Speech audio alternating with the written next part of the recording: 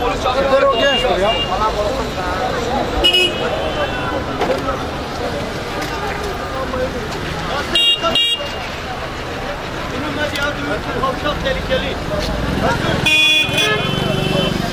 Bu kavşakta her Muhammed'in günü kaza oluyor. Her Allah'ın günü kaza oluyor. 2 günde bir burada kaza oluyor. 2 günde bir.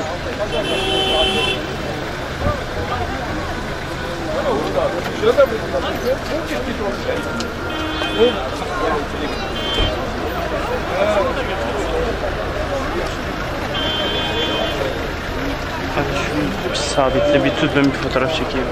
Ayağının önünde kalsın.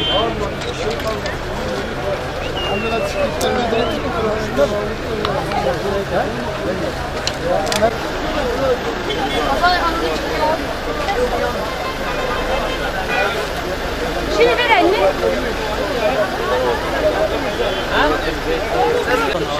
Valla kulağını atma. Bir şey var ben. Kaza nasıl oldu abi? Valla kaza biz ışıkta durduk. Bu da arkada durdu. Arkadaki çok hızlıydı. O da geldi, çok şiddetli çarptı. Çarpmasıyla görüntü bu hale geldi işte. Oluyor, çok oluyor. Özellikle yağmur yağdığı zaman oluyor. Yani sürekli bu kavşakta kazalar oluyor.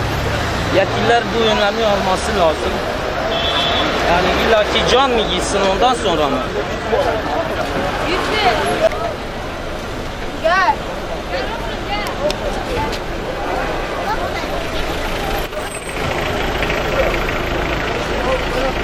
Sürücüler gelsin mi? Sürücüler gelsin mi? Sürücüler. Sürücüler nerede sürücüler? Evet sürücüler.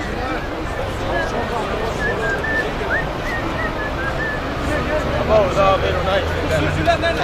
Ergani benzindir benzin. Bir şey olmaz. Ya patlamıyormuş bize. Ya biz sikerim yol alalım.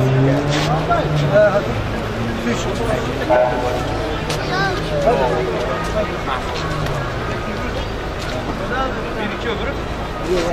Nerede fotoğraflarını çek. Tamam fotoğrafını çek. Sıra telefonum yok. Çek. Bir çakılabilirsin. Aa ya bir şey var ama. Şurayı boşaltın bir. Boşaltın şurayı. Nasıl? Nereye girmiş bu taraflar? Şurayı boşaltın.